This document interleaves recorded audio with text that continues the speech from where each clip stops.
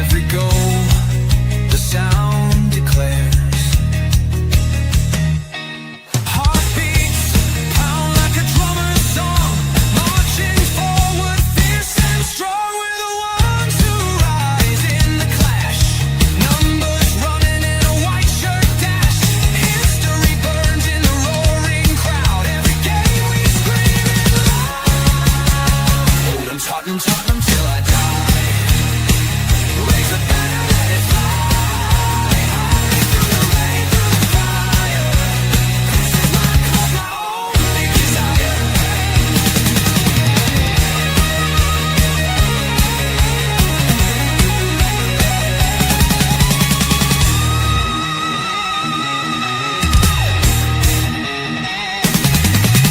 We're the ones who rise in the clash. Numbers running in a white shirt dash. History burns in the roaring crowd. Every game we scream it loud. I'm Tottenham, Tottenham till I die. Raise the banner, let it fly. High through the rain, through the fire. This is my club, my only desire. Yes, guys, and welcome to THFC Till I Die, the home of Tottenham.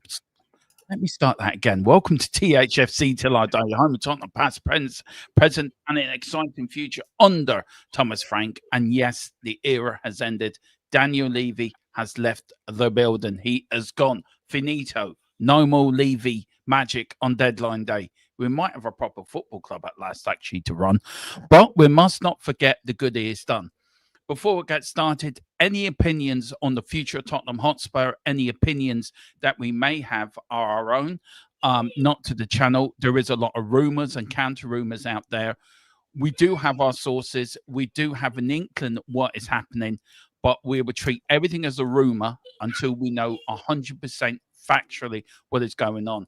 But guys, when it does happen, you will hear it here first and fastest on your #1 Tottenham channel for breaking news. Welcome me tonight. You've heard of the top, you've heard of the Big Six, you've heard of the Spurs 5. Well, this is the Fab Four. This is an absolute brilliant combination of Tottenham individuals, all they were the biggest brains in the business. And joining us tonight, of course, is the man leaves no introduction, the myth, the legend. The man that has his fingers in many pies, knows what is happening before even Daniel Levy knew it before it happened. It is our one and only, as I call them, the Alex Crook of the channel. It is Big James. James, to be fair, you broke this a long time ago that something was happening. And to be fair, this channel, again, it's been spot on the money. Yeah, good evening, guys. Yeah, well, vindicated, that's all I'm going to say. Down below you, of course, is a man with no introduction the world over. He speaks his mind. He's been Levy's biggest enemy since day one. He's now got his club back. He is the one and only Tequila. Tequila, how are you this evening, sir? It's party time in my house, bruv. How are we doing? Yeah. Did you like the Fab Four bit about us being the new, Fab Four? I thought you were going in another direction, especially when you said four were the biggest. I thought you were going to say something else, which is also true. But, so I've heard. You know, we don't show them off to each other. This show has suddenly gone in a whole different direction. I didn't say anything. It's still good. Not it's nearly 9. Not quite. No, I'm good. Good. Yeah, that's good, man. And of course, joining us is Luke. He was on before. Forgive me, Luke. What's the name of your channel again? I did remember, and I did have it somewhere where I meant to. That's all right. Spotlight on Spurs. Spotlight and Spurs. I was watching you during the week. You've done some really good shows during the week, actually. Really enjoyed them. Sat there with Mrs. Tron. Mrs. Tron said, he's very good. Can you not be like him? That's from, she's the boss, and she's telling me, can you be like you? So maybe, lads, I might be sacked. It might be a new head honcho on the channel. Maybe I'd be like Daniel Levy being marched out of the THFC Till We Die building, by security guards. Who knows? But there you go. You got a fan in Mrs. Tron. But there you go. Honestly, I do love watching your stuff. It is good stuff as well. Would recommend everyone going over there. Before we get started, I just want people's quick reaction to the news yesterday. We've got 24 hours since it happened. I'll start with you, James. Look, 24 hours gone. Can you believe it? Do you believe it? Do you know? I when the news broke and I first heard about it, I had a song playing in my head, and it kind of went na na na na na na na na hey, hey goodbye, and that was literally what was going off through my head. It's look, I'm not going to tear the man down. He has done some good things for the football club. What I don't agree with is what I don't agree with, but we'll get into that a little bit later. He has done good. He has done good, but probably was the longest serving chairman in the Premier League. So yeah. See you later, Daniel. Don't let the door hit you in the arse on the way out. Try not to cry into your cornflakes too much. Gone and very will be quickly forgotten. Tequila, he's still got shares. He's still on the board, but he's got no direct involvement within the football club. Do you think this has come from Vivian Lewis? Do you think this has come from this side of the Lewis family? I think we'll find out in the coming months. We talked about this last night when we kind of said that they kind of took a little bit of a dig at him already. I wonder if that hole will get even bigger as the months and even the years pass. Unlike James, I don't have that song on. The song I was thinking of is, you know, the Game of Thrones when the Queen gets sent and she gets stripped naked and they send her down. Oh yeah, and they go shame, and the bells are ringing. Shame. That's how I think it went down. Yeah. Anyone that hasn't watched Game of Thrones, sorry for the spoiler there.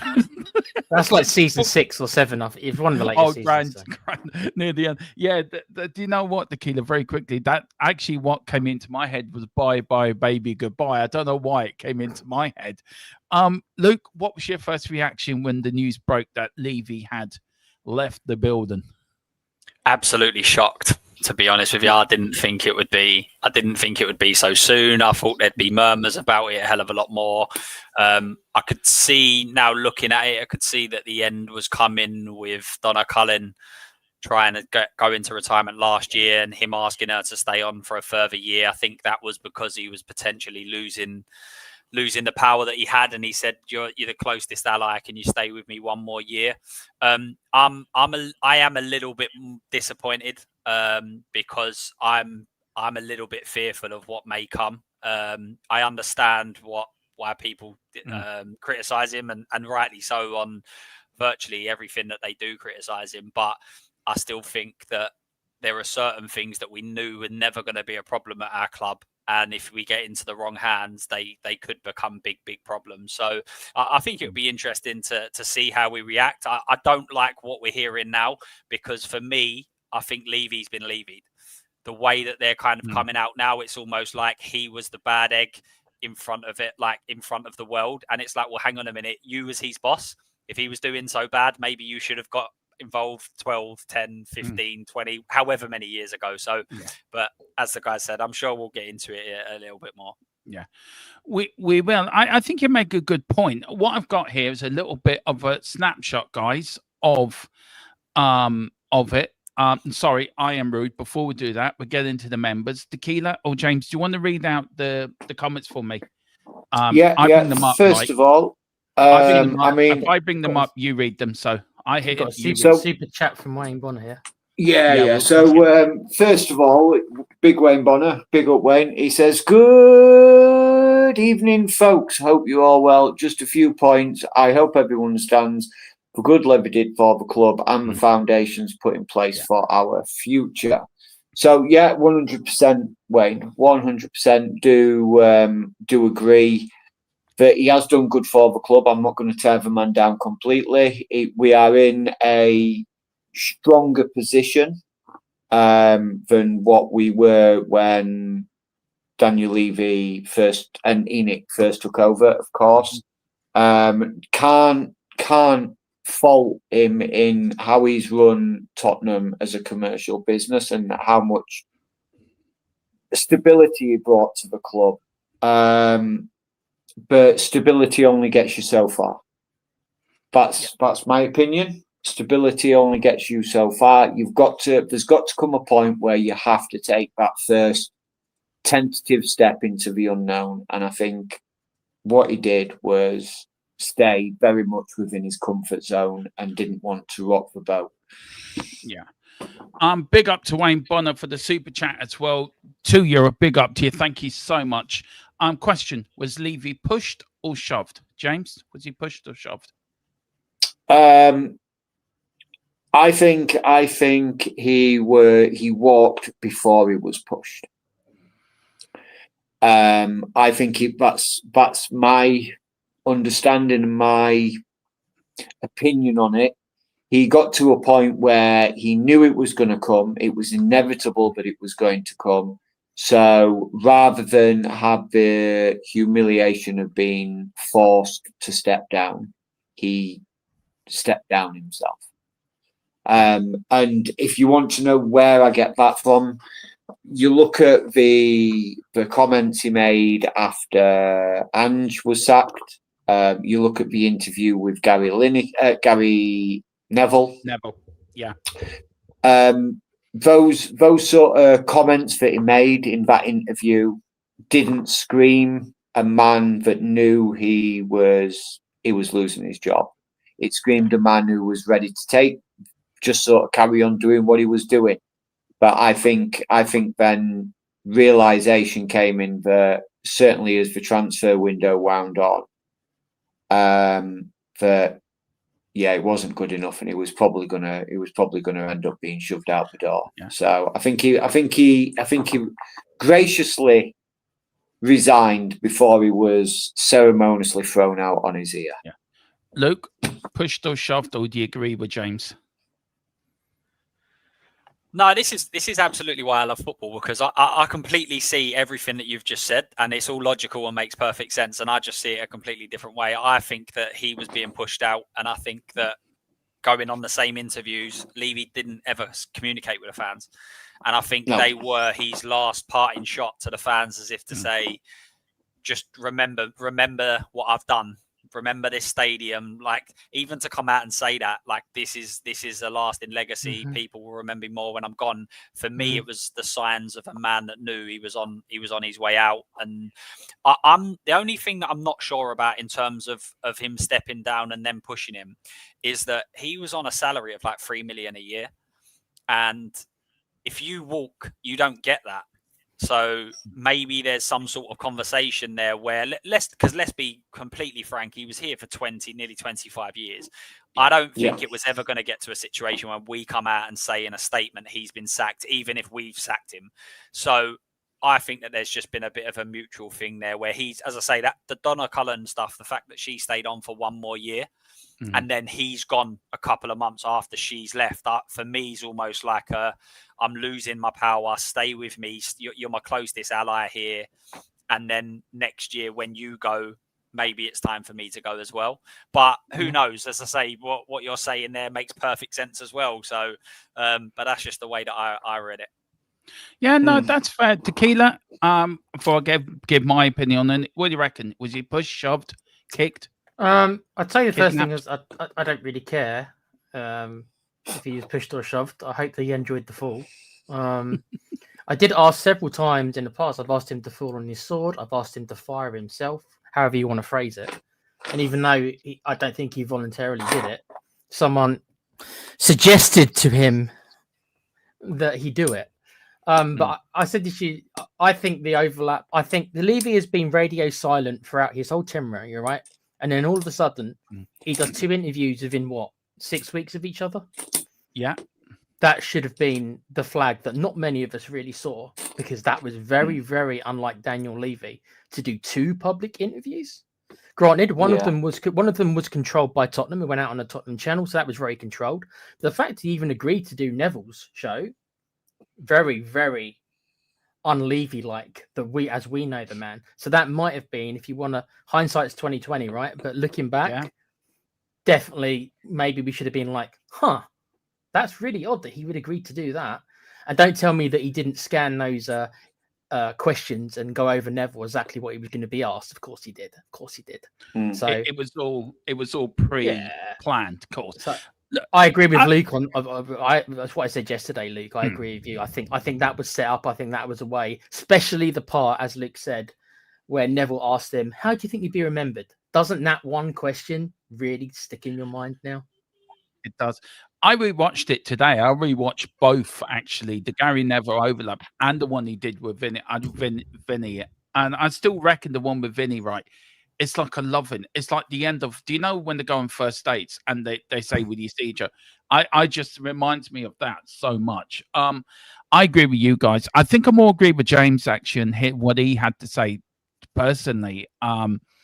I think he said everything I would have said. I think Daniel Levy had painted himself into a corner.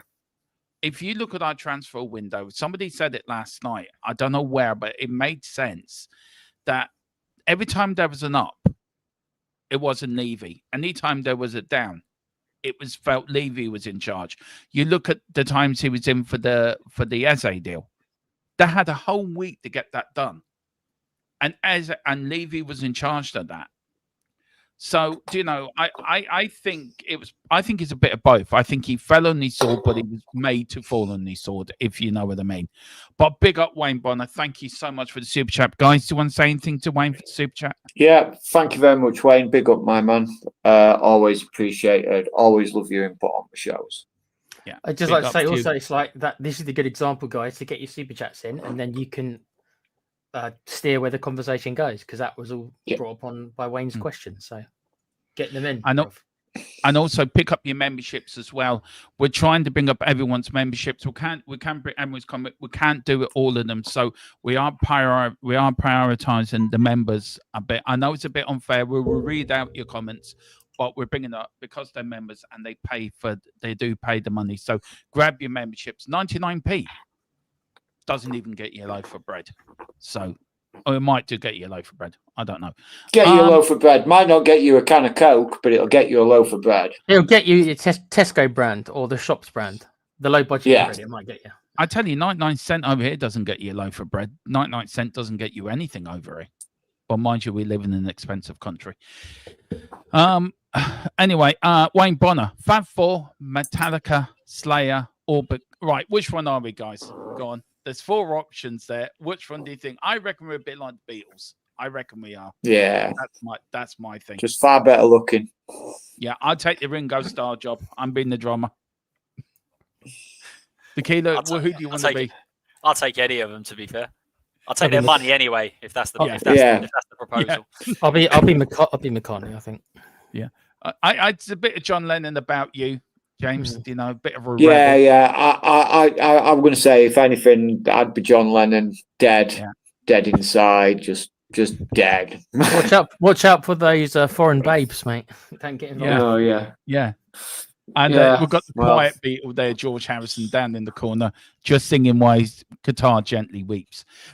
Sorry, that's so bad. That was such a bad joke. I'm so sorry. Big up. Go on, Wayne. Go on, James. Keep reading these out. Go on as I bring them up. So.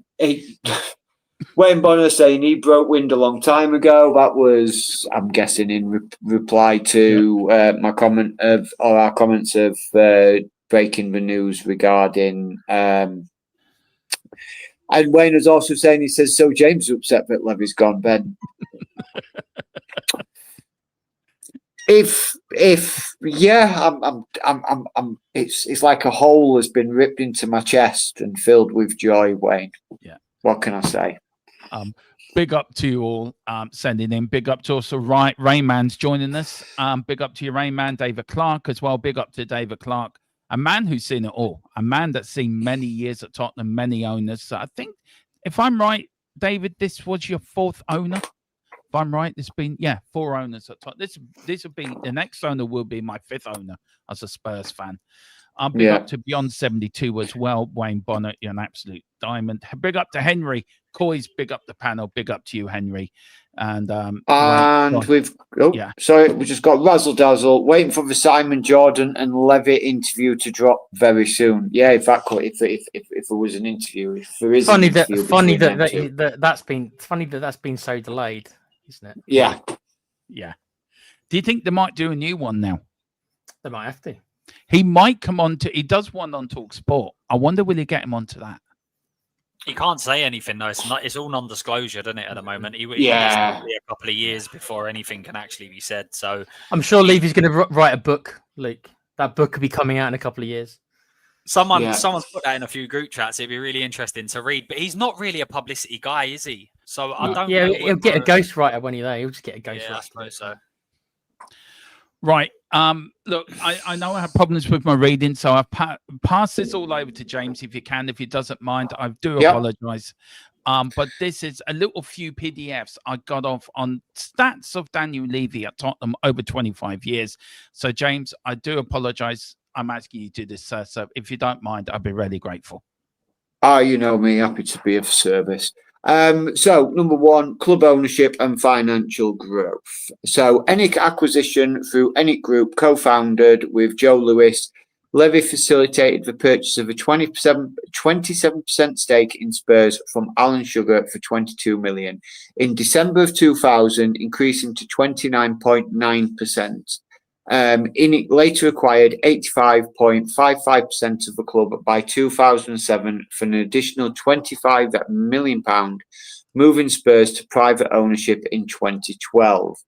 Then he goes on with infrastructure and achievements. Tottenham Hotspur Stadium, Levy oversaw the £1.2 billion stadium, opened April 3rd, 2019, with a 62,062 seat capacity. The largest club stadium in London. It features the world's first dividing retractable pitch and hosts NFL games, concerts. We all know about Beyonce and everybody else who's played there. And UEFA Euro 2028 matches will be played at the Tottenham Hotspur Stadium as well. Also, there's the F1 Gold Cart. There's the hotel that's been broken ground on. There's the new Spurs Dare to Skywalk, but you can walk around the stadium. So he has improved the infrastructure overall. I know they're not in their demo. I just added them bits in because no, that's fine. Look, I want to start on the bottom bit, the stadium, right? I've been a Tottenham fan for 45 years. Loved White Hart Lane. Never wanted to see it go. Was devastated when it went. If you look at Daniel Levy off the pitch, I'll start my way and work my way up. So I'll start with you, Tequila, then Luke, and then you, James. And then when I go to the next question, I'll do it in reverse order. Tequila, look, you look at the stadium, you look at the debt that's with Tottenham at the moment. But at the time when he took that debt out, he only took the debt out at 2% before the interest rates rose really high and building costs went through the roof. Do you think Daniel Levy was more lucky than good when it come to making some of these off-field financial decisions for Tottenham Hotspur? I think on that one, you have to say that he got lucky with the timing. You need to remember is that how big an obstacle it was getting that stadium built. Do you remember that all those years where we had to buy all the land up and there was one or two holdout certain shops and stuff like that didn't want to sell. Yeah. And then we had to go for all the planning permission, and this rattled on for year after year. So if that stuff would have gone smoothly, then Levy would have probably given the green light to build the stadium much earlier and then wouldn't have got it. So on that one, yeah, I don't think there was skill involved. He kind of got lucky. Had it taken him a couple more years and then he had to have started building it, especially near the pandemic time, we'd be in such a mess right now because those interest rates went up so much. In fact, I mean, he might not have been able to have pressed the button to build it in the first place had he waited a couple more years because of the financial costs. So I think that one is timing. That isn't skill. Being honest, I think he got lucky on that one at least. Yeah. I mean, Luke, look, you look at, like James said, you look at the go-kart track, Skywalk, all the other financials that Tottenham are bringing in at the moment. Other clubs are starting to do it now. So, again, are you looking at that Daniel Levy was slightly ahead of his time on some of these things off the field? I'm not talking about football side. I'm more talking about the business side. Are other clubs now starting to sort of click on to what Levy was up to back in the day? 100%. I mean, off the field, if you take away the football success, I don't think there's any owners that have achieved what Levy has. because people forget. I've been supporting Spurs. Effectively, Levy's the only owner that I remember, because when I was young enough to support Spurs, I didn't know about owners, etc. So Levy's effectively the only one that I've known. There's no chairman probably in the world of football that's got a club from one level to another so much in 25 years. It's just not. It's not without an absolute abundance of money. And to be able to do that, I mean, the whole thing about other stuff being held at White Hart Lane or the Tottenham Hotspur Stadium, I understand why people don't like it. But for me, there's 365 days in a year. We might play 25 days in that stadium. So the other 340, it is a wasted £1 billion asset. It doesn't make any sense not to utilise it and get other money in. Where the problem comes is that all of the money that's generated needs to be put back in the football club, because we're giving up our home for growth in terms of money. And if we're not receiving it, then I completely get that. And I think that's where fans are fair. But for me, what he's done off the field in terms of all of this sort of stuff, teams need to generate as much money as possible. And he's doing that. And you can tell he's ahead of the curve, because Newcastle, they're the richest club in the world, but they can't spend any money because they haven't done any infrastructure work. Whereas if someone comes to buy us now, everything is set literally for someone to come in, put 400 million down, buy new players, and then all of a sudden you take that leap from being a top four club to a title winning. We've got all of that foundation already set out. So I understand why I don't think people are really that concerned by it. I think it's a gripe by them, but only because they don't see where the finances is going into the club. If we was going out spending 250 million every summer, I don't think anyone would talk about Beyonce being there. I don't think anyone would talk about the property, because we know that the money being generated is going into the club. Whereas I think now is it going back into the club? I think is the big problem. It is going to be the big question. I mean, James, look, you and me, I think, support Tottenham nearly the same time, haven't we? We remember the sugar years where Tequila and Luke more have only known Levy. So we have experience of Alan Sugar and what it was like in the mid-90s. And I don't know, do you remember the Scholar years well? Or I don't remember them too well, but it was sort of, I was an avid supporter, mid to late 80s. Probably like Luke is with the Alan Sugar years, didn't understand what the owners did. But I do remember what the football club were about and things like that. So if you look, when Levy came in and bought the club, and he did say, am I right in this, Tequila? I think you said it to me the other day that it was about money for them, wasn't it? Was that what he said, or? I think, well, the initial statements, I mean, I don't think they really pulled the wool over people's eyes, because they didn't come in really saying that they were going to win the league and stuff like that. Like I say, one of my earliest memories was after the Sol Campbell thing, and they more or less said to Sol in a little parting shot, which was a little bit silly when I think about it, but I digged it at the time, and they were like, "See you in the Champions League, Sol," and that was their firing shot. I remember it. That was their statement, and they did that. So, but they never, because of what Levy said in the summer, we'll never know if he regrets saying that now. But because of the whole, we want to win a Premier League, I think people are spinning it a little bit to say that he promised. That was no promise. Go back and listen to it. He never says we're gonna win. He says we want to. And if he didn't say that he didn't want to, then we would all be saying, why didn't he say he wanted to win the Premier League? And this is somebody who I just strongly dislike Levy, but even I know that was one of those kind of no-win situations. He had to say he wanted to, but he certainly never promised it, Dermo. He never promised it. Look, I get what you're saying, but James, look, I'll get back to you. Sorry.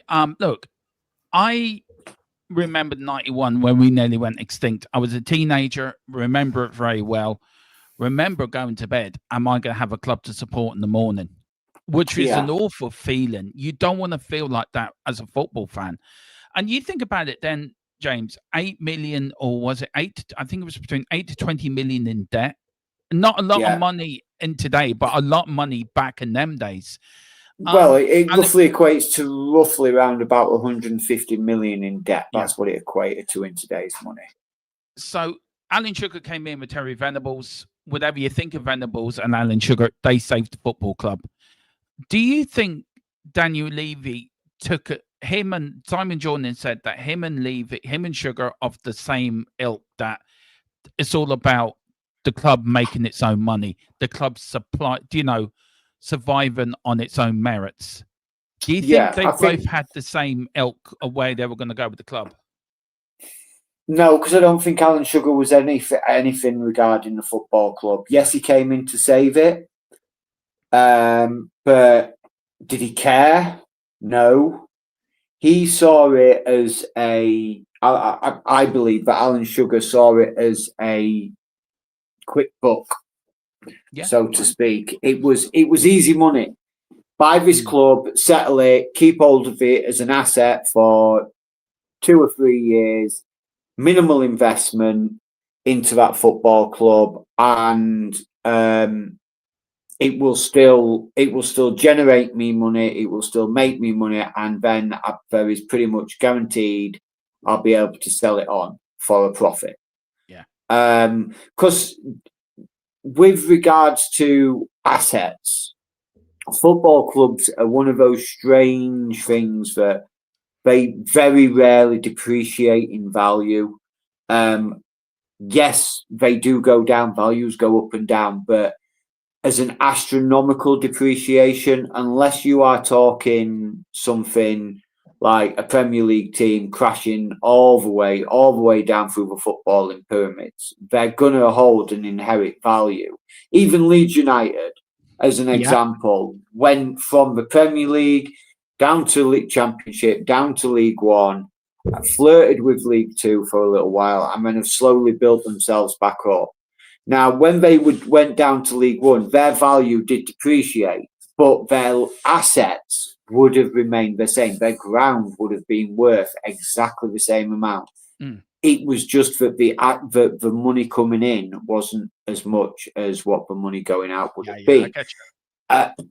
With regards to when Daniel Levy and ENIC came in, so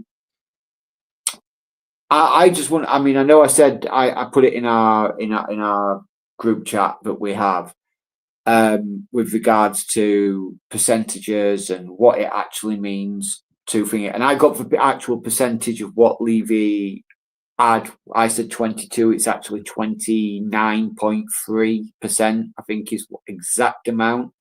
But what we've got to remember is that is not in Tottenham. That is just in ENIC. And a lot of people said it was, he owns 30% of Spurs. No, he owns 30% of ENIC. The TICTOC group, which Daniel Levy is part of, owns 30% of the ENIC group. That is how ENIC is made up of small, different investors, all investing into that group, which creates the ENIC group as a whole.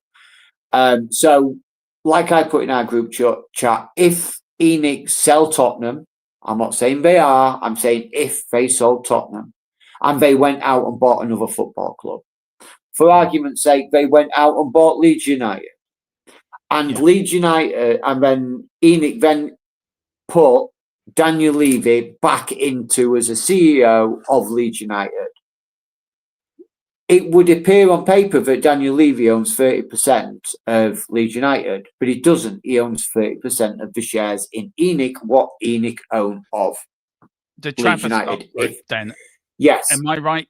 So the Trafford Stock Group is the big umbrella, but everything coming off that umbrella. ENIC is the big umbrella, and underneath that umbrella there is the Tavistock Group. So part of the Tavistock Group owns 30% of ENIC. So if ENIC's up here, for the smaller investments that create the umbrella of ENIC, Tavistock Group, which is owned by Daniel Levy and his son, owns 30%. And ENIC is owned primarily by the Joe Lewis Family Trust, which I believe makes up another 70%. Or 69%, and then there's other little smaller companies make up. I don't know the full breakdown of the ENIC group. I'm not even going to try and go into that. It's just mind-boggling financial black hole that you'd fall into. And unless you're interested in finances, and if you are, feel free to message me and I will go down that black hole with you and try and explain it best I can. We might do a show in that, James, actually. We may put you Oh, up to God, your no. sword on that. No, please don't. We've got the financial, so it's a black hole of epic proportion. Yeah. Don't put me in it. But yeah, so it's one of those. It is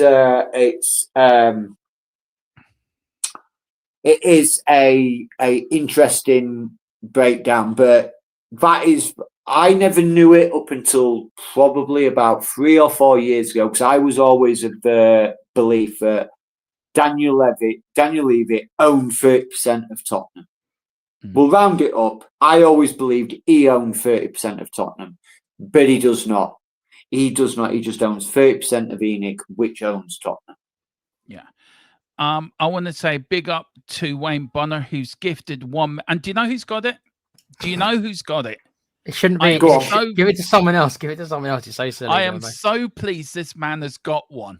Tequila has got. I don't need one, bruv. Give it to someone else who needs one. We can't now. You've been gifted it for the year, so for the month, so take it. So you're now a member. So I can bring your comments up now because you're a member.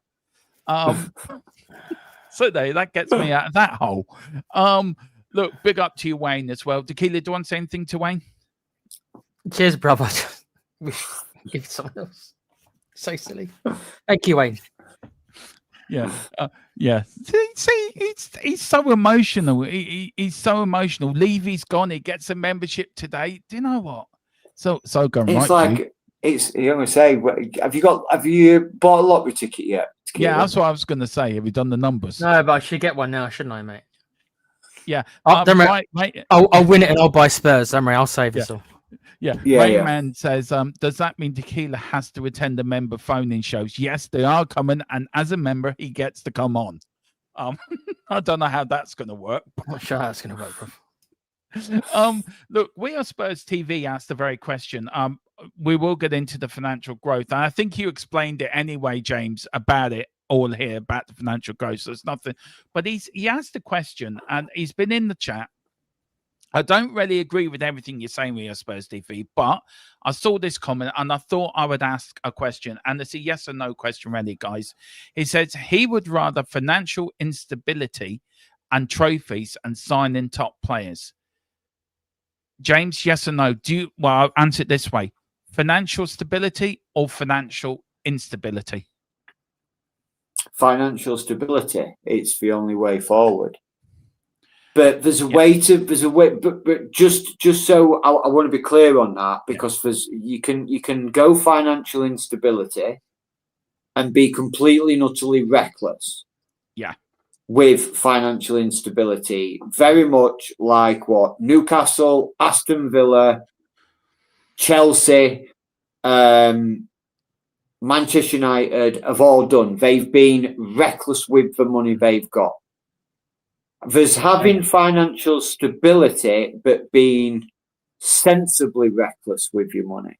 So speculating to accumulate. I've said it before. Speculate to accumulate.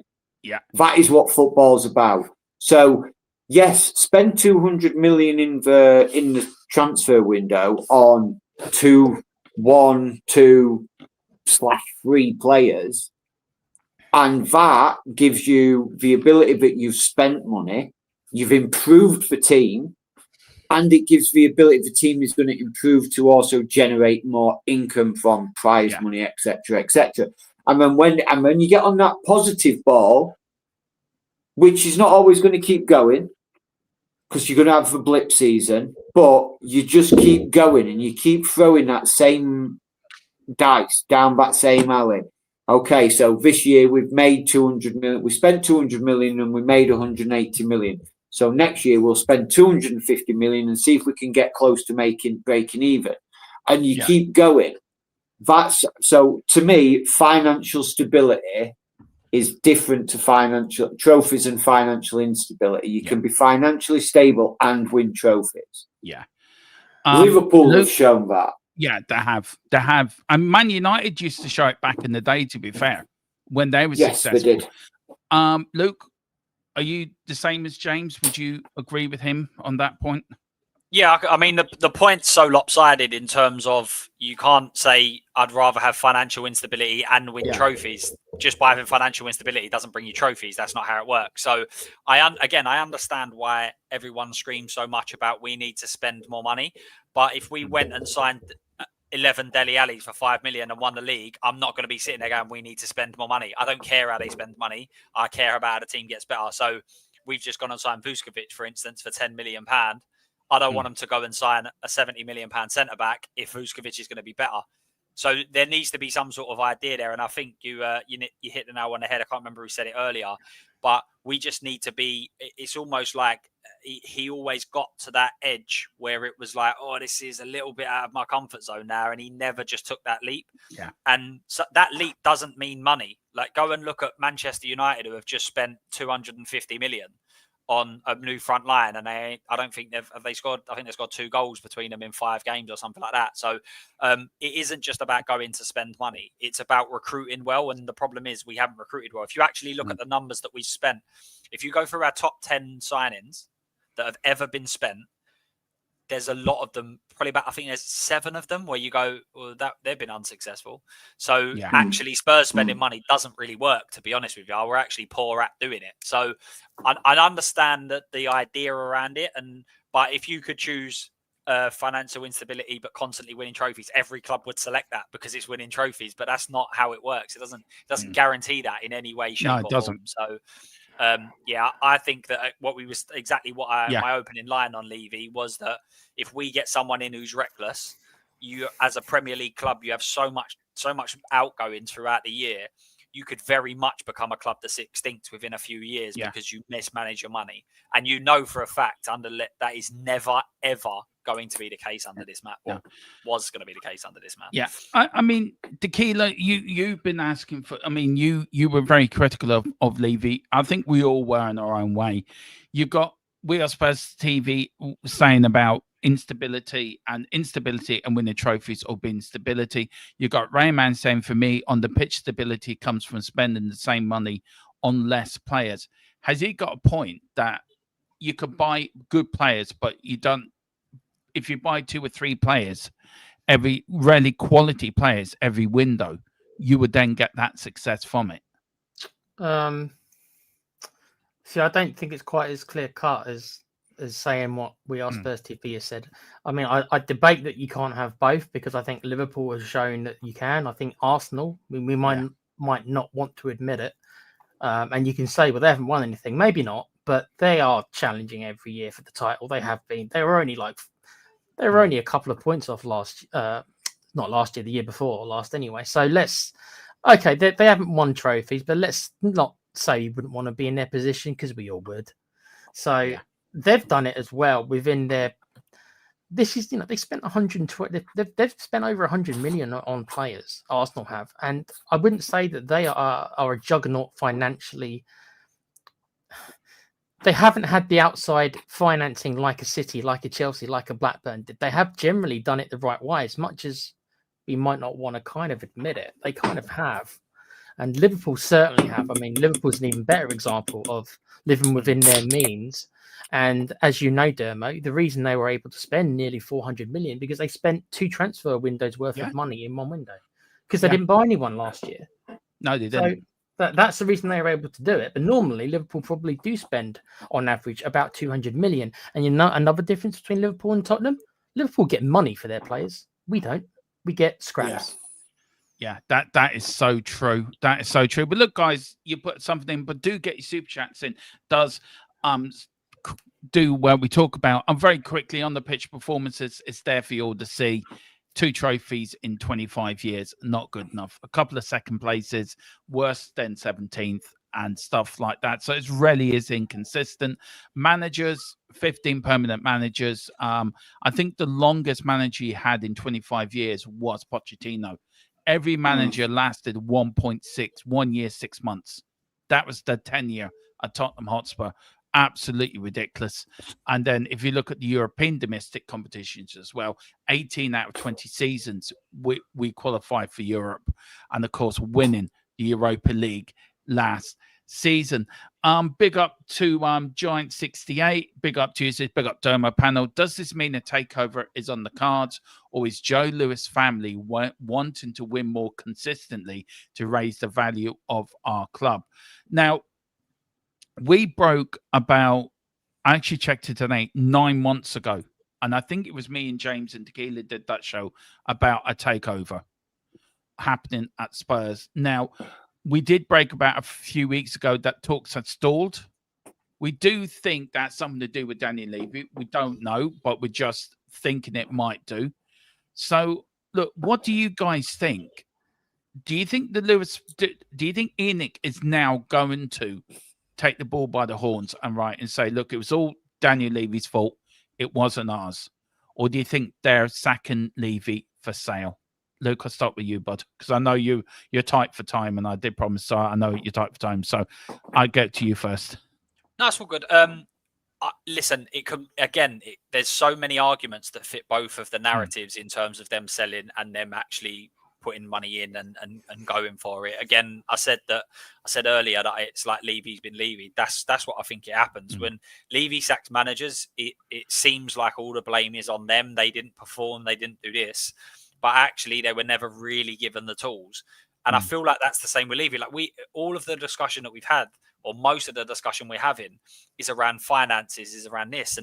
But we don't know what the Lewis family gave him as a financial option. Like, he might have been doing the very best he can because he was restrained by so many things. And it seems that, like, if as I say, if I was in the Lewis family, and my thing is, well, we've got loads of money to spend, and you keep the deals keep falling through because of 5 million here, and then as a manager, as his manager, as the person who he reports into, I'd be going, what are you doing here? Why is it taking him 25 years? So for me, it must be that was the remit he was given. He was given a remit to build a club. And if I was the Lewis family, what he's done for them is astronomical. I think I looked through some finances, and I've been in a few groups where everyone's looked at the finances they've put in. They've put in around 250 million of their own money. When they come to sell, they're going to be earning at least 10 times that. To have that sort of investment in a 25-year period is, unless you're on stocks and you just hit the jackpot, it's impossible. So what he's done for them is absolutely incredible. And it feels like now, because of all the protest and everything else, ENIC have almost just, not panicked, I don't think that's the right word, but they've almost gone, right, let's feed him to the wolves, exactly like he's done to managers, and let's pretend that we weren't approving all of this. And it's like, so what's been going on for 25 years? He must have been reporting into someone must have been happy with what he was bringing in. So I just feel like I understand it, and it's not, I'm not saying anyone's wrong here because we don't know the inner workings. It could have been that Levy's been so tight with the money because of the restraints he's put on. It also could be just because that's the way he is, and he just enjoys it. It always feels like in a transfer, it's a war. Someone has to conquer, and it always has to be him, which I think is the wrong way to go about it. But in 25 years of business, you're going to annoy people. You're going to pee people off. And if he was to have been similar to Chelsea's model, say, where they kind of go in and they just pay what people want, then you end up being lumbered with players that you've spent too much on. You're offering them too much wages, so that has its drawbacks as well. So it's a real tough one. There isn't really until we know more. All of the communication seems to have been that it looks like they're putting money in. But when I look at it, Frank is a very stable manager. So he's brought in for stability in my eyes. Spurs have just won a European trophy. The naming rights have never been done. Now, if the naming rights go to a Saudi team, which Saudi and Qatar seem to be where all the money is. So if a Saudi company come in and take the naming rights, Qatar are then not going to buy the club because they're going to say, well, you're in a 15-year lease with Saudi and we don't want to be in with Saudi. We want to be against them. So it feels to me like the club's gone back to a neutral, which means that then anybody can buy because they're not favoured. They're not in bed with anybody here. They're not in bed with anyone there. It's literally a case of we're very neutral. We've got a steady manager. We're not going to drop to 15th. We might not win the league under him, but we're going to be very steady. You've guaranteed you're going to get your money from this. So everything sort of makes sense, whether it's a sell or buy or whatever it is. But listen, the takeover talk has been rumbling on for far too long. ENIC are all about selling at the highest value. That's the whole point. That's their remit. That's what they do. So I think if someone came in and offered market price or just above, I think they'll sell. I think they generally would sell because that's what they do. So yeah, I think a takeover's looming. Yeah, look, on the naming rights, Tottenham are hosting games in the European Championships in 2028. No club that has a naming rights can host a game in Euro 28. So I don't. It's going to be very interesting to see what happens there. Do the naming rights come in and say, right, we're going to call it just the Tottenham Hotspur Stadium and then change it afterwards, or do they think, do you know what, we're going to go in, we're going to buy the club, and we're going to call it White Hart Lane because that's what it is. James Tequila, where are you on this? Do you know, where do you see it? I mean, Louis Chill Music asks as well, would you take Saudi owners like Amoco or PFI? So, guys, I'll start with you, James Tequila. Where would your money land? I'll let Tequila answer that one. First. Cheers, mate. You're welcome. In a perfect ideal world, due to my own personal belief system, I'd rather not get in bed with either of them. But putting that aside, then to compete, we probably. I mean, PIF could apply us, could they? PIF, because they're in with Newcastle, you're not allowed to. All they could own. Oh, they can't own two clubs, no. Yeah, they could own a minority. They could own a minority stake, but nothing major. Same with PSG. The PSG owners, the Qatari owners, they could only own 25%. I mean, I think again, Liverpool have proven that you don't need that, but they are also probably maybe the second biggest club. You can argue that United's bigger than them, but they're up there, right? And we are not them, whether we like it or not, when it comes to their worldwide value, right? So maybe I still think that we don't need to go that route, but it is the easiest route. So it becomes a question: do you want to be all moral and stuff like that, or do you just want the easiest route to the top? You want to be light side or dark side? There's some Star Wars for you. Yeah. But it's not as simple. But some people won't care. Some people won't care about the moral implications of getting in bed with that kind of regime. It bothers me, but other people, they just want, as people have said in the chat, they just want trophies and nothing else matters. And if that's what you care about, then by all means, go this route. And that's the easiest route. And we've got a good chance if that were to happen, because we've got a lot of wiggle room because we haven't spent as much. We've got, what was the latest reports there, 400 million or so we could spend and we'd still be fine. Yeah, we'd still be fine. So imagine if that were to happen. It would be difficult for any of us, even myself, who's just said I'd rather not. If we would spend 400 million and bring in 6-7 world-class players for that, or maybe 6, let's say, 80 million each, argument's sake, would we really be like, morally? I think morally will go out the window. Yeah, I honestly think morally would be challenging for the league with that kind of investment. Yeah. Again, assuming that it went in the right places, which is what Luke was saying earlier, assuming it went in the right places, then morally, would any of us really, really, really care? Probably not. No. I think the value dictates the moral, because the value is so high that anyone that's got people are not. If you've got 4 billion, you're not going to buy a £4 billion club, because then you've got no money. Do you know, you're going to the people that have got 10s and 20s and 30 billions, if not more. And the people that have got that, they don't, like, with all due respect, there's not many of them that are going to not have moral issues, or they're not in bed with people that have got moral. Like, for me, it's almost like we can't have it both ways. It's almost like what we're saying is we want to have an owner that works exactly like Levy but spends loads of money, but there's no perfect owner like that, because even if you go Ted Bowley, for instance, you look at the amount of issues that they're going to have potentially with FFP. They're always constantly finding loopholes. Well, actually, if they catch up with the loopholes, Chelsea are going to be knackered. And then you've got players. I've always said with Chelsea, it's always 3 or 4 years down the line where the problems come, where they've got like Mudryk, Mudryk. He's Yeah. on a 7-year contract.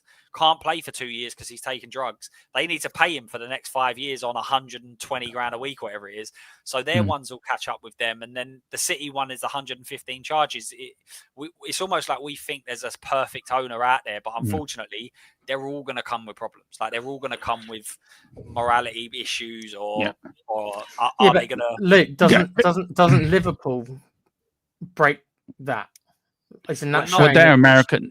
I know we're not Liverpool. I get it. I know we don't have the pool, but that pool is mainly due to maybe attracting players as much. But it does show though that there is a middle ground that you can kind of squeeze your way in. But they're under American ownership. And the American ownership as a model, if there's too many American owners, the Premier League will never look like what it looks like. Because if you go to America, every game you go to, they don't have season tickets. It's all 150 quid each per game. Like everything is pay-per-viewed. Like football you'll never be able to go and watch Sky Sports and things like that. Everything will be pay-per-viewed game after game. So if you have too many of them, and also last summer, Liverpool fans weren't saying our owners are great.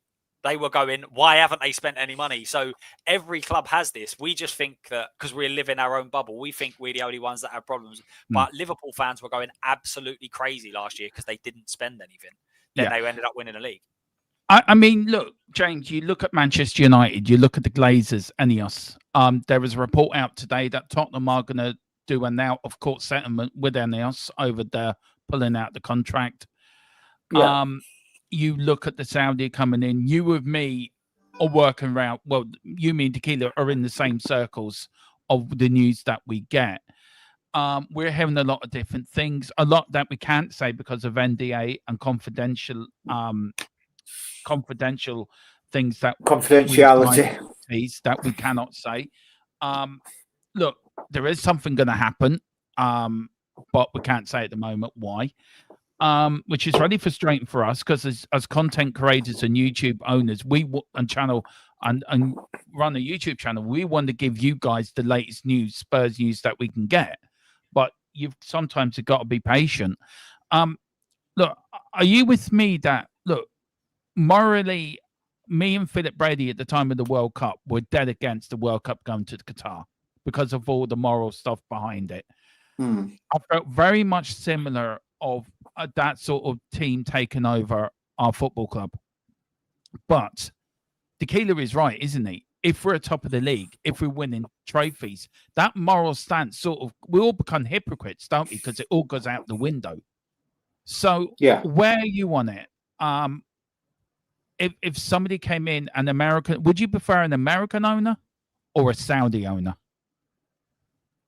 Well, we've got an American owner in the Enid group. They are American. Joe Lewis is American. I thought he was English. Well, he is, but his family is from that way into colonial. Yeah. He was born in England. He made his money in England, and then they buggered off to like Vivian Lewis. Vivian Lewis was born in England, but the grandchildren that also have a lot to do with a football club, they would be technically classed as American. They were born in America.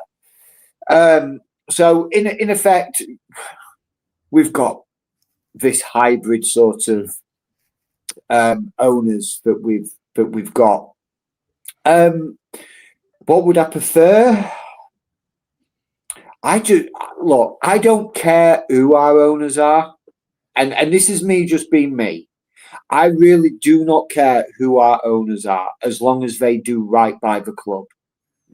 Look, if they want to come in and they want to completely rip up the mold and they just basically pick up where Daniel Levy left off and nothing changes within the football club, I would be unhappy because I don't think that's doing right by the football club. If they came in and they said, this is how we're going to do, but they were transparent enough to say, this is what we're going to do. We are not going to be throwing hundreds of millions into transfer windows, but whatever we generate, we will pump back into the club. And it gives us mediocre windows and with maybe one or two quality signings and a few squad players. being brought in and developing from the youth. But selling some of the youth players for maximum profit, because that's what Spurs have never done. Luke said it himself. We have never, ever sold players for any kind of profit, be it youth players or we've signed a player.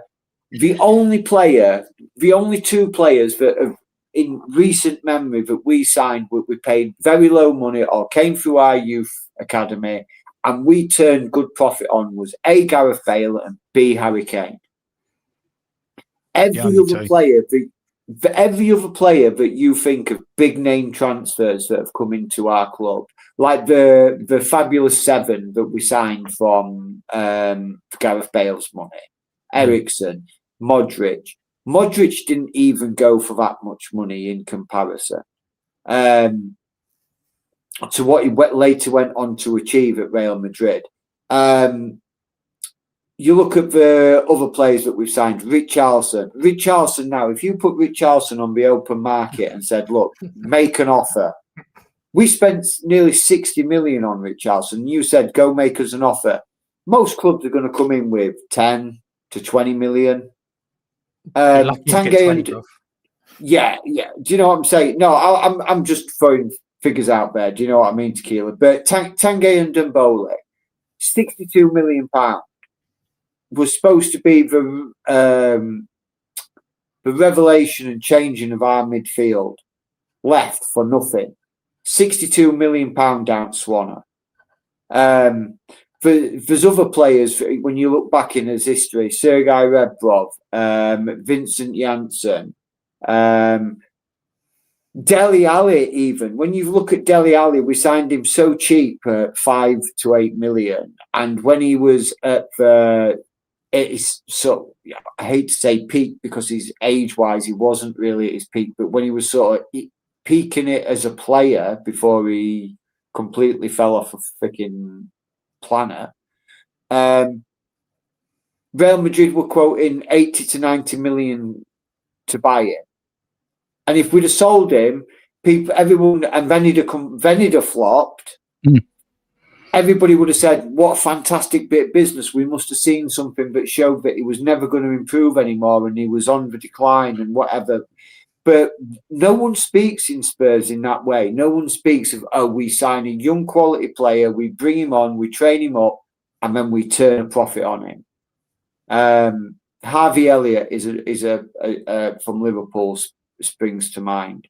David Beckham from Manchester United springs to mind. I mean, even Manchester United, how poor of a season as Garnacho and Rasmus Højlund have last season. It's not like they were tearing the league up, but Manchester United have somehow managed to turn profits on these players, or at least break even on them. We wouldn't have been able to sell them players. We would have held on to them because the value what Daniel Levy would have placed on those players to the value the realistic value of what other clubs were willing to pay were complete mismatched. Yeah, they were.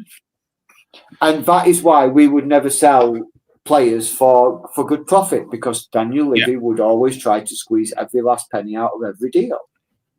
I just want to see someone come in who does right by the club. Yeah, I think we all do. Look, we're a bit pushed for time, so I'm going to end on this because me and Tequila are on the Manchester United agenda at 10. So come and join us then. I know Luke's very pushed for time. And do you want to go first, Luke, if you need to shoot off? Do you want to go first with this question, and then you can plug your channel, and then us three can finish off if that makes it better for you? If you don't mind, mate, that would be perfect. No problem. Sorry about that. No, I don't apologise. Daniel Levy, Tottenham's greatest innovator, but was he also the last obstacle to success? How would you name Daniel Levy in one word? To be honest with you, I think you're exactly right. I think it's like a footballer, right? If you've got, say for instance, we want to win the league. Say that's the end goal. We want to win the league. Well, you look at some of these players and go, well, they're not good enough, but they're good enough to maybe get you here, or here, or here. Like there gets a limit where you go, once it gets to there, unbelievable to get to that level. But actually, if you want to go to the next level, maybe I need a new player. And I think that's the same with Levy. If I was an owner anywhere, if I was a fan anywhere, and I was anywhere below the Premier League or I was low in the Premier League, and someone went, "We're bringing him in," I'd be like, "What? That's a masterstroke." But don't expect him to then take that extra step. That's all it is for me. So I think it's what he's done for this club will set it up for years and years and years. And whoever takes over it, or whether there's a change in the way the owners kind of operate, he has put all of the foundations in for us to be able to do that. I used Newcastle as an example earlier because, as I say, if a big company, if PIF came in now to take Spurs onto the next level, they could do it within 1 or 2 summers. Whereas at Newcastle, they still can't do it because they have to get the investment, they have to get the sponsorships and everything else. We're all prepped and ready to go now. So I think he's been absolutely incredible. I just never felt he was going to take that next step. And I felt that we need someone that will take that next step. So I think the way you've summarized it there is perfect. Yeah. Where can people find you and tell people about your channel? Yeah, so Spotlight on Spurs is spelt LITE because it wouldn't fit with Twitter. It was too long, so I had to shorten it and do the American version. But Spotlight on Spurs on YouTube, on X, on Instagram, everywhere. All the same spelling. We go live every Thursday night, talking all things Spurs. Yesterday's one was quite interesting, believe it or not. We was kind of scratching around at what we was going to chat about, and then Spurs dropped this, but. Spurs are one crazy club. I always say that. There's always things to talk about, and prepare for the unexpected, because that's exactly what happens. So I appreciate coming on. Thank you very much for having me. Dermo, you might. Sorry. Thanks for coming on, Luke. Look, you go. I know you need to get sorted, and I know you got to put little ones to bed. So I know that's a big job. So good luck, man. And I will speak to you later. We'll get you on again very soon. Big up, chat. Make sure you're liking, subscriing, and everything else. Cheers to the panel. I'll speak to you soon. Yeah. See you later. Mate. Thanks a lot, Luke. Cheers, mate. Right, see you later. See you later, bud. Yeah, guys, to you three as well, you two as well. Look, Daniel Levy, was he Tottenham's greatest innovator, but also the last obstacle? I would say he was the obstacle than more of an innovator, because anything that we got, Champions League final, we should have pushed on and back Poch. Conte, we always seem to do the good things, but we never backed it up with buying the manager, the right players. You look at Ange, 22 defeats in the league, but won us a European trophy. I just feel he was an obstacle in so many ways at Tottenham. But there's one burning question in my head, guys, I want to finish off on. The protests. Did they work? Now, there's a lot of people I'm hearing saying, yes, the protests worked. They last night I was watching the show, said the protests did work. They're the ones that made Enoch sack Levy. Guys, look, we've been... I mean, Tequila, I mean, I let you have the last word, James, because you're the main man. Tequila, well, you were talking about this yesterday, weren't we? And you said something, then Change for Tottenham put out a statement which made me giggle within 2 minutes of me and Tequila talking about it. They were just waiting for me, weren't they? Yeah. Can I answer the question that you didn't actually ask me regarding the innovator stuff? Oh yeah, sorry, that as well. We end up with that, but just 2 questions to end up on. Sorry, I'm useless. I'm a hopeless. Oh, sorry. I don't think he was either greatest innovator or the last obstacle. I think he was a coward. Fair. That is fair. Do you know what? Personally, that's fair. If the club's motto is dare to do, that doesn't describe Daniel Levy to me. To dare is not to do. That's what I meant. I think we could all agree on that, can't we? I think we're all thinking the same thing. Actually, I think that's good. I mean, people might say I'm being harsh, but I do. I think. And to add to that, what was I think it was Luke saying it, or it might have been James, one of the chaps, was talking about it's not the amount of money that we've been spending every window, because we've been spending 150 million. Yeah. It's timing it. It's spending at the right time. So as I think it was Luke who was saying it, had we pushed on after the Champions League final, had we not sacked Jose Mourinho 5 days before a final, all these silly things, right? all these silly things. And this is what I mean, is that the man, I think he was cowardly. I do. I don't mean I think he's stupid, but I do think he was cowardly. People, I can phrase it nicer, risk averse, evasive, whatever it's called, right? He was all those things, but I think there was an element of cowardice to him as well. He wasn't brave. He wasn't brave enough. No. And if you want your leader, if you really want to be a leader of men, we talk about a leader of men, right? We talk about classic captains. In my eyes, the best captain is Roy Keane. Not for, I know he didn't play for Spurs, but he is. When I think of captain, I think of leader. My most recent memory is Roy Keane. That is what I consider bravery. That's not Daniel Levy. He's not brave. I remember Roy Keane playing for Ireland and seeing him come leading our team out and leading by example. And you look at he's in the tunnel before they played Arsenal. And I think Patrick Vieira had a go at Gary. And he actually turned on Patrick Vieira. Right, come on, let's have it out now. That is a captain. Look, Steve Perriman, Graham Roberts in the same ilk over the years. I agree with you. James, look, do you agree with Tequila? I think we all do. A bit. Maybe people don't like me using that word, but you're asking me for a word. Right. I think you're right. Erwin, to dare is to make a profit. Do you think that sums it up? That sums Levy 25 years at Tottenham.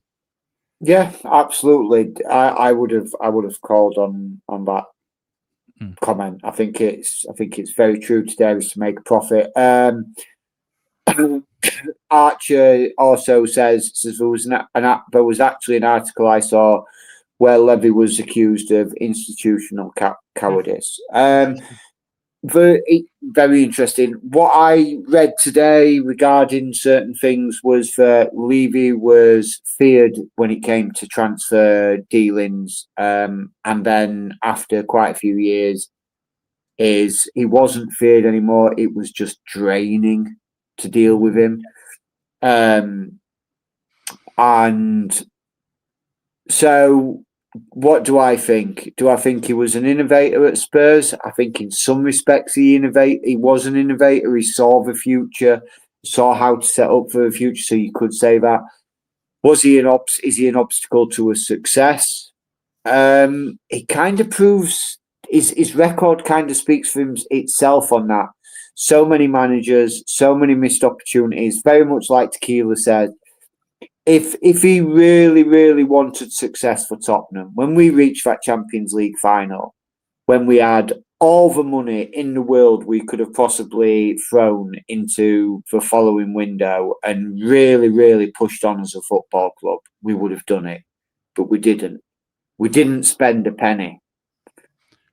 We sat there on our laurels thinking that, okay, we've made it. We don't need to do anything. And James, can I ask you one thing? It's like in the wording of Dermo, could you put that back up for a sec so I can explain what I mean? Sorry, mate. Sorry. It's just because I think it's interesting because it's like the words Dermo's used is the greatest innovator. I'm not saying he wasn't an innovator, but Dermo's used the greatest innovator, and that covers a lot of people. I don't think not the greatest. He doesn't deserve to be in that conversation, does he? No, absolutely not. He was an innovator for Tottenham, but he wasn't the greatest innovator for Tottenham. And also, absolutely on this very quickly, I got the start of the headline, and then I added the last bit. So the first bit is not me; the last bit is me. So can I just quote that here just very quickly? And it doesn't make any difference, Dermo. He's not the greatest innovator. And also, I don't think. Whilst Levy is an obstacle, I don't consider him the last obstacle either. That's the other thing I want to point out in that. I don't think he's the last. He was a big obstacle, but I don't think he's the last obstacle. So you don't think he wasn't the obstacle to any takeover happening at Tottenham then? I think he was an obstacle. He was an obstacle. Yeah. He was an obstacle, not the last obstacle. Yeah. There is so many obstacles that could come in the way. I just want to point out that so I don't think he was the last obstacle. I don't even think he's the last obstacle at the club right now. I think there are plenty of obstacles that back our club are very much, I love it, but we need to overcome as a football club. And I hate using the wording of it because it's not really. For 25 years of the Daniel Levy sort of era, we'll call it, our DNA has been one way, and that's Daniel Levy's way. What we need to do now is change our own DNA, change the way our club is run, even if that means Enoch stays in charge. Who was it? Not Vinay, Carrington. Yeah. Carrington takes the CEO position for Daniel Levy's vacated. And he becomes the driving force behind a new look Tottenham that stays under Enoch control. Look, it might happen, it might not. I'm not saying I'm any more in the know than anybody else. I know certain things are happening. I know certain things are rumbling along in the background, and things may change within the club that I can't physically say right now. But do I think Daniel Levy leaving is going to change the outlook of the club straight away? No, I think it's a ripple effect. It's like dropping a stone in a pond. Eventually, those circles are going to expand to a point where it creates waves. So I just think it's going to take time. We all need to have some patience. We all need to just take it for what it is. We've got rid of what has been potentially a big problem within the football club. Mm-hmm.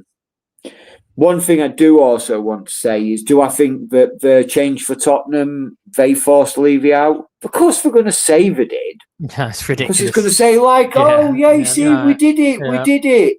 But they didn't, though, to be fair to them. No. This would have happened regardless of whether or not there'd have been protests. Mm. This is boardroom level maneuvering, posturing, boardroom politics. And Daniel Levy has he signed his own death warrant. And I don't mean that as in he's going to die. I mean, he signed his own Spurs death warrant. He signed his own warrant for execution. He didn't do enough. And I think this window, which is why I stated at the beginning of the window, this window was so important, and that something would happen big at the end of the window. Yeah. And I do believe that this window was Daniel Levy's chance to prove that he could change the mould, and he didn't.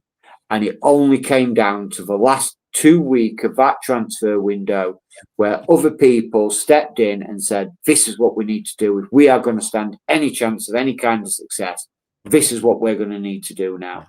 And then all of a sudden, deals for players started to happen. Yeah. We talked about it today, didn't we, James? A long time on the phone. We had a good chat about it today. I agree. I'm going to hate that comment's going to haunt me now. The greatest, and that's going to haunt me for a long while. It really will. It's not even me. I copied and pasted the first bit. I didn't do last bit's me, but the first bit's going to haunt me for a lifetime. No, mate. We weren't taking shade. I was just pulling up the actual question. The wording makes it different than it's like. It's like the greatest of all time. That covers a lot of ground. Just like, wow. That's like comparing him to Muhammad Ali. I mean, Muhammad Ali was the greatest heavyweight boxer of all time. But there's been people that if you put, say, I don't know, if you put Muhammad Ali up against a prime Ali against a prime Usyk or a prime what's his face, the Gypsy King. Tyson Fury. Who's gonna come out on that? Who would you say would thingy? Do you know what I mean? It's one of those. Yeah.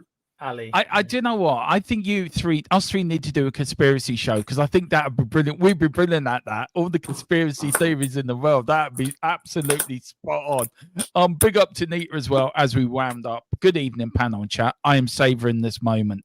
I've always been a dreamer. When it comes to Spurs, can you Adam and Eve it? Yes, we can. Tottenham till we die. Big up to you, Nita, as well. And she buggers up, says, yes, hip replacement are more painful than Levy. That Alex Ferguson's talking about Daniel Levy. You can only talk what you know. DL is a businessman without a footballing brain. It was time for him to be removed. Guys, look, we're going to end it there. Can I just say, Change for Tottenham did put out the statement saying they weren't taking accountability for this. So I will put that out there. But they did try to take accountability for what's her name leaving? Donna Cullen. Donna Cullen, who was going to leave anyway. Yeah, But, she was always out the door. Yeah. But as 3 Spurs fans, I think we're quite happy, aren't we, with what's happened over the last 24 hours? Something I'm not sad. No. Did we ever think it would happen? No. Are we shocked it happened? Yes. I think Tequila has been partying all night. He hasn't stopped. He's still on the cherry coke and spraying it all around his flat, like I like to do when a Grand Prix driver wins the Grand Prix. Champagne, but yeah. talking about that, where else can people find you, Mr. Jordan, apart from on here being the Simon Jordan of this channel? Just on, I got a gaming channel called The Play Pouch. We just started a Gears of War Reloaded stream yesterday. So there'll be a couple more of them next week.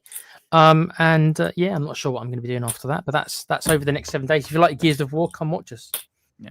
Cheers, bro. I do have a little gaming channel as well, Double Dumb Gaming. I will be starting to do stuff for that in the next couple of weeks when FC26 comes out, or I'm doing a lot of F126 as well.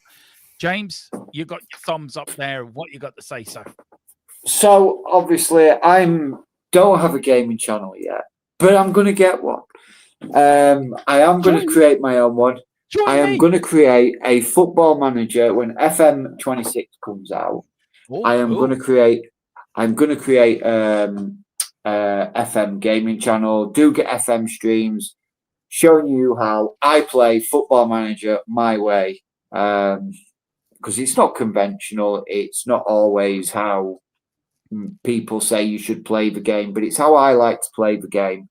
But I will be doing that. But at the moment, if you want to find me, obviously I'm here on THFC Till We Die. Or if you want to follow me on X, you can do. I'm at THFC James. Also, I do like to float around in the ether. So if you ever get any out-of-body experiences, you never know, you might bump into me there.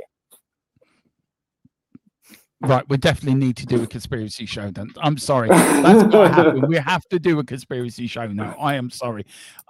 Guys, they will be it will be streamed onto James's X channel in the next couple of weeks. We're going to sort that out, that all the Spurs content gets done there as well. Let's help him get to 1,000 followers. We're nearly at 2K as well. You can find me. I will bring it up now, wherever I put it. So give me 2 seconds. Where did I leave it? I don't know where I left it. Never mind. You can find us on TikTok, and you can also find us on X if you can. Giant says, did you say double? No, I said Double Dumb Gaming.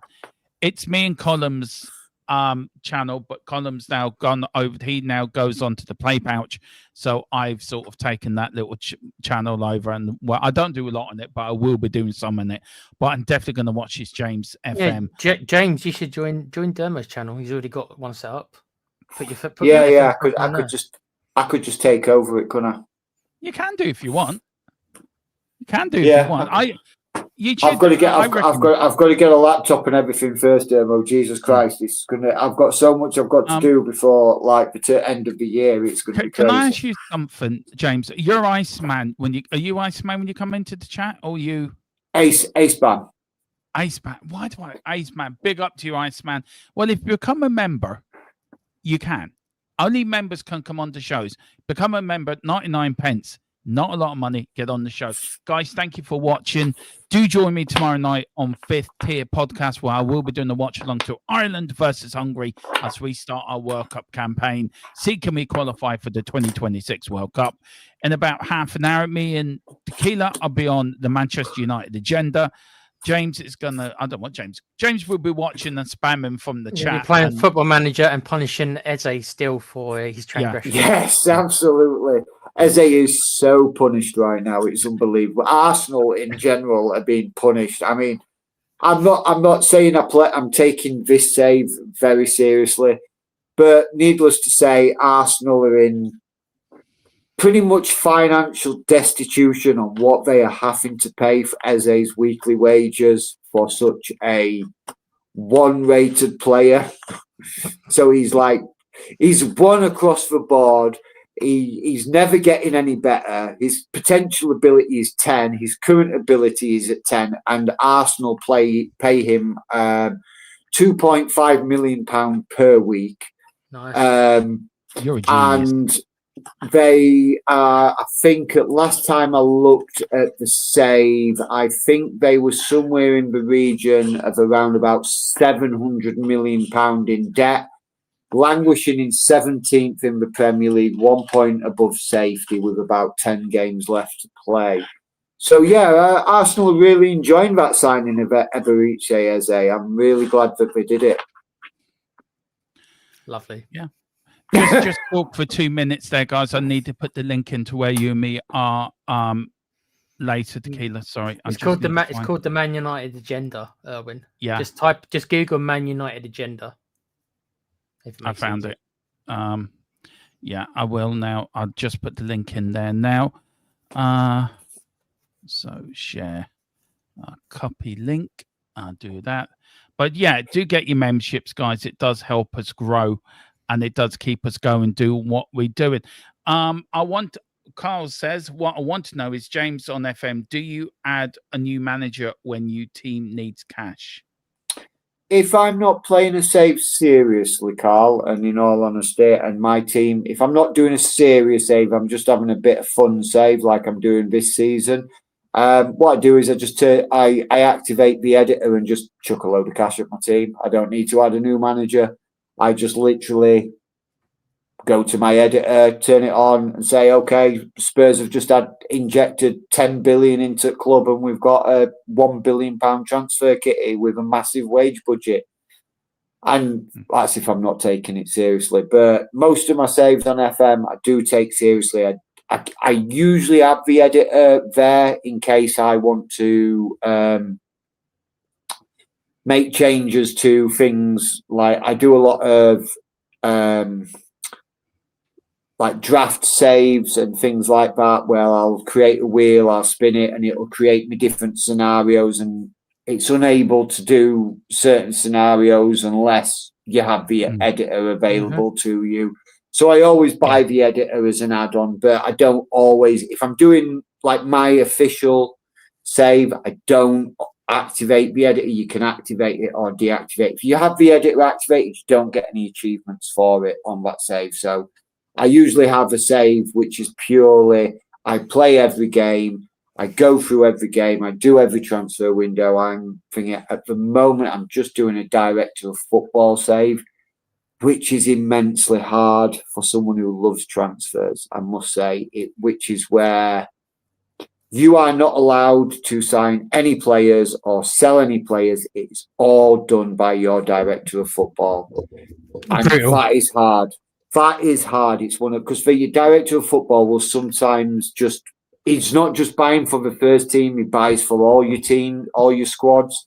So it's pretty intense, where my director of football is just signing me absolute garbage. I started off with Sampdoria for Serie B, trying to get them out of the Serie B. I got them out of Serie B in 2 seasons, and then I've just basically been scrapping to avoid relegation, and I'm now 6 seasons deep into that. And again, it's just how I play. I'm able to simulate a lot of things, go to transfer windows, adjust tactics and things like that, and not watch every game. So it just sort of speeds the process up a little bit, which is why I'm hoping this on FM26 I'll be able to start bringing it to you guys out there as well.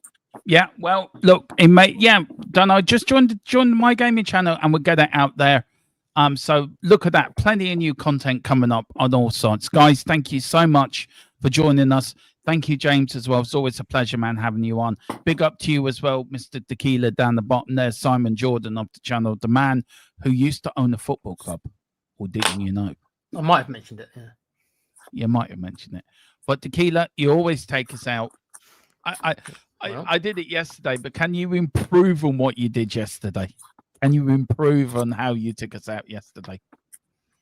What with a little Levy rant? I'm not sure what else to Yeah, say go about what's left to say about Daniel Levy. But try something new. The last time you're going to talk about Levy, so you might as well make it. Oh, it won't be. No, it won't be the last time we talk about Levy. You know that.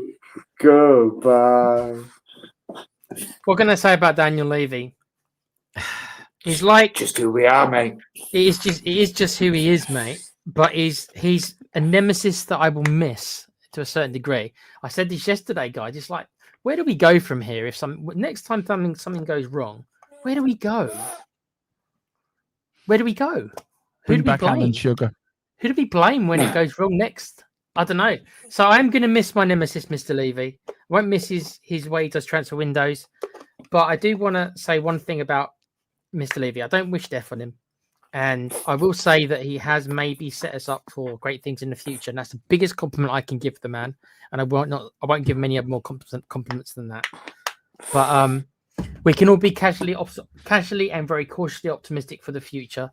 So my only wish, Dermo, is that we can maybe all try to get along a bit better now that this big divide, and it's such a massive divide we've had, isn't there anymore. So we can we all maybe get on a similar wavelength for maybe the first time in how long would it be since we can all be on a similar wavelength? Yeah. Maybe some of this infighting will stop a bit. Yeah, I think that's a good point. All this infighting needs to stop. There's nothing. Erwin's calling you T Cundy. So yeah, he was on one the other day. It was Cundy. Not that bad. Thanks, Erwin. Can I just say to Carl's comment about Levy taking over the head of the Irish FA? Please, all that is holy. Whoever's running at the moment doesn't know how to run a piss up in a brewery. Please come over and stabilise the governing body of Irish soccer. Irish soccer's doing great, but our governing body's doing absolutely crap. But Tequila, take us out, sir. It's just who we are, mate. Good night.